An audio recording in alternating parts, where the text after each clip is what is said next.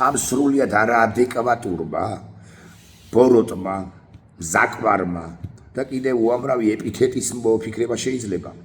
მოკლედ ამ ქართული ოცნების ბანდა ხელისუფლებამ 36 საათიანი ფიქრის შემდეგ გადაწყვეტილება მიიღო ამგვარი, რომ გაეშავებინა ის პირები, ვინც ითავა დიუშენის ბავშვების, ასე დავარქმევ თქვენის ნებართვით, დიუშენის ბავშვების მხარდამჭერი, აი იმ აქციის ორგანიზატორი, სტუდენტები და მთელი საზოგადოება პრინციპში, რომელმაც არანახული ემპათია, მართლაც არანახული ემპათია, ამიტომ არა ვართ ჩვენ ბელარუსის ხოთა შორის, რაც არ უნდა მოინდომოს ბიძინა ივანიშვილმა, რომ გაგვა ბელარუსოს, გაგვა კავკასიის ბელარუსოს, ეს საზოგადოება მაინც ბევრად წინ არის ვიდრე პრაქტიკულად ყველა ბალტიის სახელმწიფოების გარდა და უკრაინის გარდა პოსტსაბჭოთა სივრცეში, გავბედა უნდა ვიტყვი ასე, პატივისცემა ჩემი ასე მაგალითად სომხურ საზოგადოებას და სხვებსაც ცხადია. მოკლედ დაიწყო გაშავება ამ ახალგაზრდებისა ერთი და პრაქტიკულად მთელი საზოგადოებისა. აი მაგალითად ამ პროპაგანდისტებმა თქვეს შემდეგი რამ.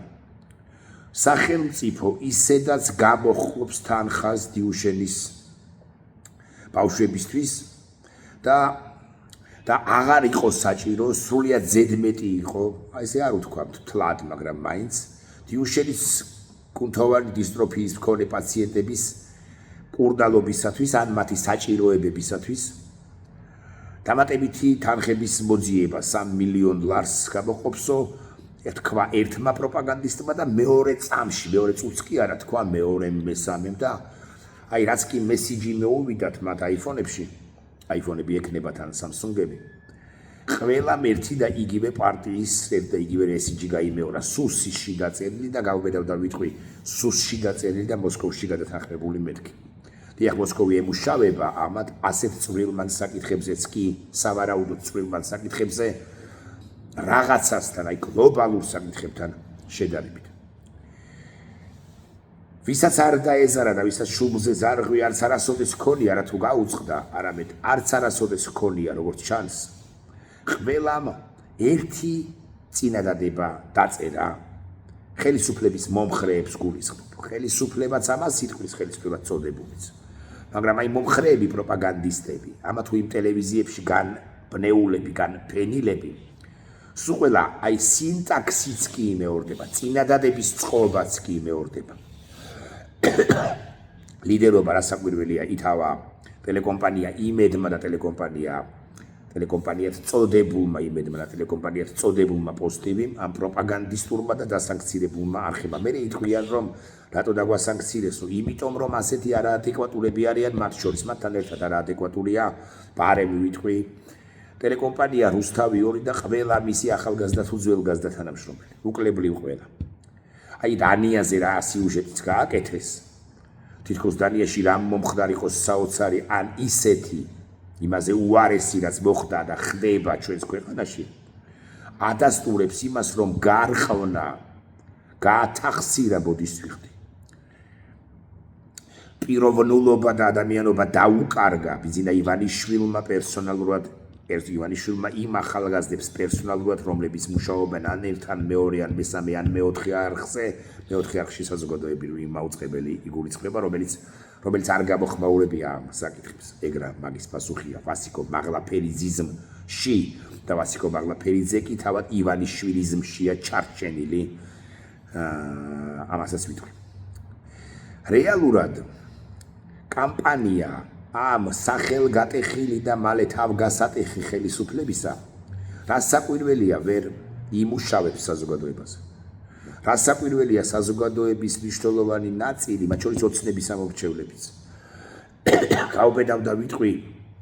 გავბედავდა ვიტყვი დასცინიან იმ პირებს, რომლებიც თავის მხრივ ებრძვიან დიუშენის კუნთოვანი დისტროფიის მქონე პაციენტების მხარდამჭერ მოქალაქეებს, რომლებმაც თავის მხრივ შეაგროვეს 1,5 მილიონი.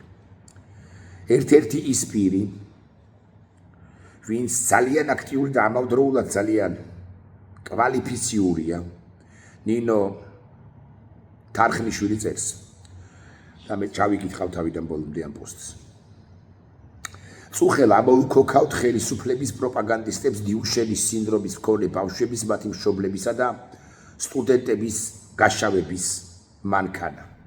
ეს არის საშინელი მანქანა, რომელიც ადამიანს თელავს, მე ეს უკვე ჩემი სიტყვებია, მე დავურთავ ამ სიტყვებს, რომელიც ადამიანს თელავს და ადამიანზე ფსიქოლოგიურ ზეწოლას ახდენს მოქალაქეებზე და უკლებრივ ყველა, ვინც ხელისუფლებას თუნდაც იოტის წოდენად რამეში არ ეთანხმება, ყველას ანადგურებს. ქართულ ოცნებას სურს, რომ უკლებრივ ყველა მათგანი მსგავსი იყოს მთელი ქართული საზოგადოება. თითოეული ჩვენგანი გავასიკო მაღლაფერი ძევდეს, გაგოგა ხაინდრავდეს, გაშალვა რამიშვილდეს და ასე შემდეგ და ასე შემდეგ შეგვიძლია ავიდეთ ბიძინა ივანიშვილამდეც. ნინო, არაჩვეულებრივი მოქალაქე, მადლობა სათქმელი. მადლობა სათქმელი ამ პროცესში ძალიან ბევრი მოქალაქეა, მათ შორის ნინო, მათ შორის ახალგაზრდები, მათ შორის სამღვდლო პირები, მათ შორის ბიზნესის წარმომადგენლები, რომლებაც გაბედეს და თუნდაც მცირე თანხით შეეხიდნენ დიუშენის სინდრომის მქონე ბავშვებს. ნინო წერს, აგრძელებს. მათი მშობლების და სტუდენტების გაშავების მანქანა ამოუქოქავთო, სახელმწიფო ისედაც 3 მილიონს ახარჯავს ამ ბავშვებს და რა ფულებს უგროვებთ თქვენ მათყუარებო. ხო და კი მყავხართ 20,000 ფოლოვერი, 5,000 ფრენდი და თქვენ მაინც რომ იცოდეთ რეალურად რა და როგორა აგერ გეტყვით ორ სიტყვას. ციტირებ ნინო თარხნიშვილს. დიუშენის კუნთოვანი დისტროფიის მქონე პაციენტების მკურნალობის დაფინანსება სახელმწიფო 2023 წელს ახლახან დაიწყო. დღეს პაციენტები გადიან ჰორმონოთერაპიასა და სარეაბილიტაციო კურსს. ეს თვეში 12-15 ტივარჯიშია. ჰორმონოთერაპიაში იგულისხმება პრეპარატი დეფლაგზაკორტი, რომელიც აფთიაქებში 20 ლარი ხის.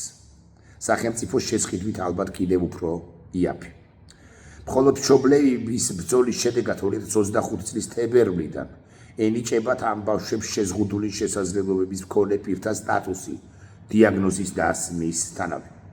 რაც მანამდე ასე არ იყო, ახლა დიუშენის სინდრომის მქონე ბავშვები, როგორც შშმპ პირები, ყოველთვიურად იღებენ სოციალურ გასაცემს სულ რაღაც 425 ლარს. მშობლები 2 წელს თხოვდნენ ხელისუფლებას, არა ადეკვატურ და გავბედავდა კიდევ ერთხელ ვიტყვი, რა გასაბედი ეს არის მზაკმარ ხელისუფლებას. უუნაროს, უვიც, მორალურ რიპედისტალიდან რო გველაპარაკება, მაგრამ ამორალურ ხელისუფლებას. მშობლები 2 წელს თხოვდნენ ხელისუფლებას ექიმთა მულტიდისციპლინარული გუნდის შექმნას, რათა ბავშვებს მათი სიცოცხლისათვის აუცილებელი გამოკვლევები წელიწადში 2 ჯერ მაინც ჩასტარებოდათ. ეს გამოკვლევები მშობლებს 5,000 ლარამდე უჯდებოდათ. მხოლოდ 2026 წლის მაისში მშობლების ქუჩაში გათენებული ღამეების პარალელურად, ანუ რამდენიმე დღის წინ ამოქმედა სახელმწიფო პროგრამა იაშვილში, სადაც პაციენტებისთვის შესაძლებელი გახდა მულტიდისციპლინარული სამედიცინო მომსახურეობის მეთვალყურეობა. ანუ ვიდრე არ დაიწყო პროტესტი და ვინმე არ მითხრას, რომ პროტესტს აზრი არ აქვს, ეს უკვე ჩემი სიტყვებია. სახელმწიფომ თითითიძე არ დააკარა. ჯერ ხო არ აძლევდა წლების განმავლობაში შეზღუდული შესაძლებლობების მქონე პირის სტატუსს ამ ბავშვებს. მერე ხომ დაუნიშნა სულ რაღაც 425 ლარი და 5,000 ლარი უჯდებოდათ მშობლებს ეს სიცოცხლისთვის აუცილებელი გამოკვლევები. ამ ბავშვებს სჭირდებათ ნინოს თქმით და ნინოს უნდა ვენდოთ რა საკვირველია. სპეციალურად მათზე მორგებული ეტლები, სასუნთქი აპარატები, ადაპტირებული საწოლები, ამწეები, გადასაადგილებლად ადაპტირებული მანქანები, დღეს და სხვა ისეთი და ძალიან ბევრი რამ, რასაც სახელმწიფო არ აფინანსებს. და ვერც მე, ვერც თქვენ და ვერც სახელმწიფოების პროპაგანდისტები ვერ ხვდებით, რადგან ჩვენ არ გვყავს დიუშენის სინდრომით დაავადებული შვილები და ეხლა ერთი გადახვევა ჩემი მხრიდან. დაავადებას არ აქვს არც ეროვნება, არც რელიგიური კუთვნილება, არც გენდერული კუთვნილება, არც პოლიტიკური კუთვნილება. დაავადებული შეიძლება იყოს ღმერთმა ყველა დაიფაროს, ნაციონალური მოძრაობის წარმომადგენლის თუ მომხრეს შვილი თუ ახლო ბელი ადამიანი. ქართული ოცნების აქედან გამომდინარე. მე ვეკითხები მათ შორის ჩემს თვის ძალიან ძვირფას ადამიანებს, რომელთა შვილებიც სხვა, მაგრამ პრინციპში მაგვარი დაავადებით არიან გატანჯულები. ხელისუფლება ამ შემთხვევაში ვერ უბლის დიუშელის სინდრომით დაავადებულ ბავშვებს, მაგრამ სხვა შემთხვევაში ამ პრეცედენტიდან და ამ მაგალითიდან გამომდინარე ის ვერ უვლის და ვერ მოუვლის ვერც ვერავის ვინც საჭიროებს დახმარებას სწორედ ხელისუფლებიდან. მე ვეკითხები ქართული ოცნების მომხრე იმ ჩემს ახლობელ მეგობრებს, რომელთა შვილებიც ასე იტანჯებიან სხვადასხვა დაავადებით. როგორ ხარ, გავბედავ და ვიტყვი, უჭერთ მხარს იმ პარტიას, რომელიც არც არაფერს აკეთებს, საიმისოდ ამ ხელისუფლებას, რომ თქვენი თუ სხვისი შვილები უკეთ გრძნობდნენ თავს, როცა მას ამ პარტიას, მას ამ ხელისუფლებას ძალუც შეუძლია გამოყოს ბევრი მილიონი ლარი, ნაცვლად იმისა, რომ გამოყოს ბევრი მილიონი. ეს პარტია, ეს ხელისუფლება, ეს ბანდა სუქდება და მსუქდება. იმატებს ხელფასებს, მონაწილეობს ტენდერებში, იპარავს ფულს. პრემიერ-მინისტრი ამ პარტიისა, ამ პარტიიდან პრემიერ-მინისტრი ოქროს ზოდებით სახლში ცხოვრობდა, ოქროს ზოდებით გამოტენილ სახლში ცხოვრობდა, აძლევდა საკუთარ თავს, უფლებას 40-50 თუ 150,000 ლარი გადაეხადა ერთ მაჯის საათში. ეკონომიკის მინისტრის მოადგილე აღმოუჩინეს ბევრი მილიონი ლარი. უშიშროების მინისტრი, სუსის უფროსი, უფრო ზუსტი რომ იყო და მისი მოადგილე დაპატიმრებული არიან კოლ-ცენტრების მფარველობისთვის. და კიდევ უამრავი დასაპატიმრებელია იმ პარტიაში, რომელსაც თქვენ ვაგლახრობ უჭერთ მხარს. გავაგრძელოთ ნინოს სტატუსის ჩაკითხვა. ვერ ხვდებით, რადგან ჩვენ არ გვყავს დიუშელის სინდრომით დაავადებული შვილები. რანაირად ახერხებს ხელისუფლება, რომ 100 ბავშვი და 50 თუ უფრო ნაკლებ სტუდენტს, რომლების ბავშვებისთვის 1,5 მილიონზე მეტი რომლებას ბავშვებისთვის 1,5 მილიონზე მეტი შეაგროვეს, 3 დღეში უპირისპირებს პროპაგანდის დაჟანგებულ მანქანას. ოღონდ არაფერი გაუვაბეთ, კი ამას თუ ვიტყვი, გადაჭარბებული სულაც არ იქნება, იმიტომ რომ გადმომრიცხავთა შორის, მათ შორის ფარულად ვინც გადმორიცხა, ვინც საკუთარი ვინაობა არ გაუმხილა საზოგადოებას და არ უნდა გამოჩენა, წარმოჩენა, გაატანა ფული ახლობლებს, არიან ქართული ოცნების მომხრეები და ბობოლა მომხრეების მეთქი თუ ვიტყვი ასე ბიზნესმენებს გულისხმობ. 1 2 3 4 5 4-ის დაობაზე მე მაქვს ინფორმაცია და ვინც ის და მეტი. აქ სულელი არავინ აწერს ნინო. ბლობა ტროლბოტები დაეხეტებით ჩემს პეიჯზე და ჩაუგდეთ ეს პოსტი ჭიან პროპაგანდისტებს. დიდად კი არაფერს შეუშვებენ თავში, მაგრამ იცოდნენ, რომ ფაქტებით შეარაღებული მოწინააღმდეგეები ხავთ და გაუჭირდებათ ხმის ქნება. და კი, ხელისუფლება რომ ქვია 100 ბავშვს, რომელთა სიცოცხლეც ბედზე ყიდია, 3 მილიონიც უნდა დაახარჯო და მეტიც მე გავბედავ და ვიტყვი 30-იც, 50-იც. ის თანხა უნდა დაახარჯო, რომელსაც იპარავ. თვეში ერთხელ კი არა, თვეში 7-ჯერ, 10-ჯერ ყველა ერთად იპარავს 50-ს კი არა, ბევრად მეც ამ ქართული ოცნების ხელისუფლება ბანდიდან. რას აყვედრით? ვის აყვედრით წერს ნინო? რაში და როგორი ხარჯება ქვეყნის ბიუჯეტი, ამაზე წერა ამ პოსტში მეზარება არც მე გამოვიდებ ახლა თავს. გადავხედოთ ბიუჯეტს, რომელიც შექმნილია ქართული ოცნების მიერ და რომლითაც სარგებლობს თუ რომლითაც ოპერირებს, რომლითაც მართავს ქართული ოცნება. გადავხედოთ ეროვნული ბანკის მიერ ჩამობეჭდილი თანხის ოდენობას. გადავხედოთ ეგრეთ წოდებულ ყალბ, მაგრამ ქაღალდზე არსებულ ეკონომიკურ წინსვლას და მოქალაქეებმა საკუთარი ფული გაიღეს. უკანასკნელი გროშები გაიღეს და ვის გავბედავ და ვიტყვი, ვის უბედავთ, ვის აშავებთ.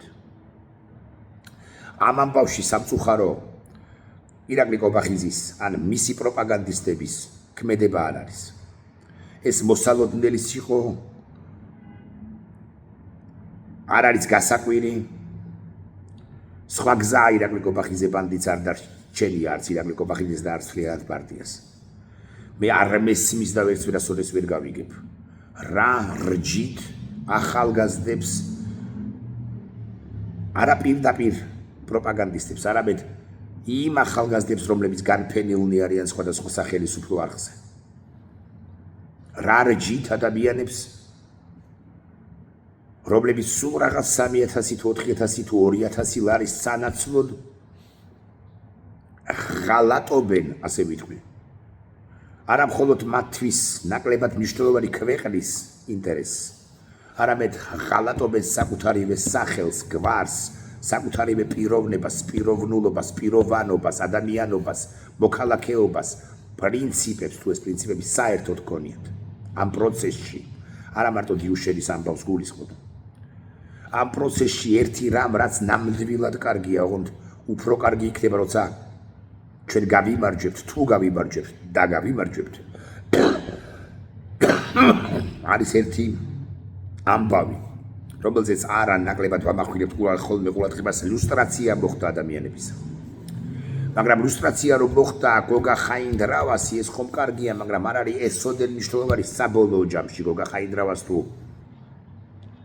რომელიმე პროპაგანდისტს სახელი შეელახებოდა თუ არა, მას არ ჰქონდა დიდი მნიშვნელობა, იმიტომ რომ ისინი ისედაც სახელს შენახულები იყვნენ და ისედაც არ ეჭირათ მათ ბილეთის სამომავლო საქართველოში.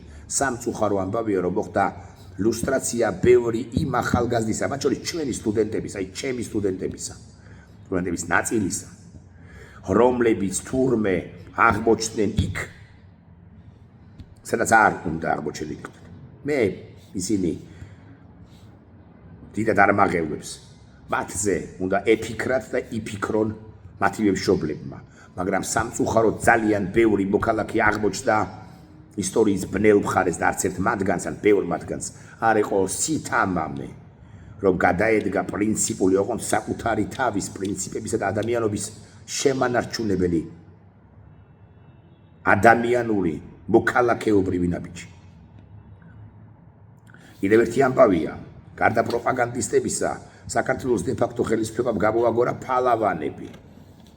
ექიმი ის ვიღაც უცხოეთში რომ მუშაობს, გვარი არ მახსოვს, მეორე ექიმი, რომელიც ასე უცხოეთში მუშაობდა თუ მუშაობს, ახლაც რომლებიც მე არ ვიცი რამდენად კვალიფიციურები არიან, მაგრამ არაკეთილსინდისიერები არიან. ყველაფერი კი რასაკვირველია თევზის თავის ბიზინა ივანიშვილის ბრალია. სულ რომ დაალაგდეს ივანიშვილი დასავლეთთანაც წარმოუდგენელია, მაგრამ ერთ წამს პროცენტის 1000-ით დაუშვათ ეს შესაძლებლობაც, ეს ვარიანტიც, ეს სცენარიც. სულ რომ დაალაგდეს ბიზინა ივანიშვილი დასავლეთთან, ის ვერასოდეს დაალაგდება ქართველ ხალხთან. ქართველ ხალხთან, რომელიც ესოდენ პრინციპული და ღირებულებების ერთგული აღმოჩნდა მისი ნაწილი მაინც. 1,5 მილიონი ლარი იული შესაგროვებელი არ არის. ამ შეჭირვებულ საზოგადოებაში, მაგრამ ადამიანებმა მართლა უკანასკნელი გროშები გაიღეს, უკანასკნელი თეთრები გაიღეს, იმისთვის რომ პრინციპში მაინც უცხო ადამიანებს დახმარებოდნენ სხვისი ჭირი, ღობეს ჩხილიო, არ უთქვამს დაახლოებით 80,000, 100,000 კაცს. ამ 100,000-დან 90,000 ასე მაგალითად პატრიარქ ილია მეორის გასვენებაში იმყოფებოდა განა არა და იმ 90,000-დან თუ 100,000-დან მაგალითად ნახევარი ან 30% ძალიან მორწმუნეც კი შეიძლება იყოს. ეს არის სწორედ ქრისტიანობა. და არა ის ყალბი ღონისძიებები, ეგრა მაგის პასუხია საპატრიარქოსა და ეს მეთქი მეორედ ვიკითხავ, საპატრიარქო როგორც ინსტიტუცია და არა ცალკეული ღვთისმსახური, ღვთისმსახური. სიტყვას ამბიონიდან რატო არ ამბობს პატრიარქი შიო მესამე? კარგს შვებით შვილებო, რომ ეხმარებით ადამიანებს, რომლებსაც უჭირთ ამის თქმა პატრიარქისგან გარდაულა და აუცილებელი იყო. და კიდევ ერთი რემარკაც. ბოლო საათები, ან დღეები იწურება, როდესაც მოქალაქეება უნდა გადადგან სწორი ნაბიჯი. გაივლის კიდევ 24 საათი. და თუ რომელიმე ღვთისმსახური, რომელიმე საჯარო პირი, რომელიმე პოლიტიკოსი, რომელიმე ჟურნალისტი, რომელიმე რიგითი თუ არა რიგითი მოქალაქე უკვე შემდგომ 24 თუ 36 თუ 48 საათში გადმოდგავს ნაბიჯს და სიმბოლურ 100 ლარს თუ 5 ლარს გადმორიცხავს. არ მინდა თქვა რომ ეს აღარ დაგჭირდება, აღარ დასჭირდებათ, მეთქი როგორ არ დასჭირდებათ ამ ბავშვებს.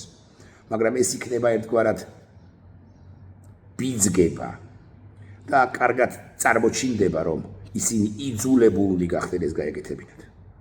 ქველმოქმედებასაც თავისი ფორმები, ქველმოქმედებასაც თავისი დროები, ქველმოქმედებასაც თავისი წესი და თავისი ესთეტიკა, ჩარჩოები აქვს. ჩარჩოები არა თანხის მოცულობის კუთხით, არამედ მომენტუმის შერჩევა სჭირდება. 2 წლის შემდეგ შეიძლება ბიზინა ივანიშვილის შვილმაც გადმორიცხოს თანხა 1 მილიონი თუ რამდენი გადარიცხა ამაზონის ჯუნგლების გადასარჩენად. მაგრამ ბიზინა ივანიშვილის გადმორიცხული გავბედავდა ვიტყვი თუნდაც 2 წლის შემდეგ როგორ არ სჭირდებათ ადამიანებს სჭირდებათ. მაგრამ ბიზინა ივანიშვილის გადმორიცხულს ყოველთვის დაჰკრავს სურნელი კომბინაციისა, სურნელი თვითგადარჩენისა, სურნელი სხვა გზა არ მქონდა და იმიტომ გავაკეთე. ამისა ამაზონის ტყეებში, როცა უჭირდა იქ ბიზინა ივანიშვილმა პრაქტიკულად ყველას დაასწრო. აქ თუ იქნება 247,000 აპატიეთ, მაგრამ მის გადმორიცხულ ლარს თუ მილიონს ფასიც კი არ ეკნება. როგორ თქვა ახლა, მაგრამ საქართველოს დამანგრეველის მიერ გადმორიცხული პირობითად 2 კვირის თავზე ან 2 წლის თავზე 10 მილიონიც რომ იყოს, მე რა უფლება მაქვს არანაირი. მაგრამ მე ვიხილავდი, ვიტყვი ასე, რომ ეს თანხა რო გადმორიცხოს იმ შემთხვევაშიც კი ხაზგასმით ვამბობ ამას, უკან დავუბრუნოთ. კაცს, რომელმაც ამ დღეში ჩააგდო ქართული სახელმწიფო. ნახვამდის.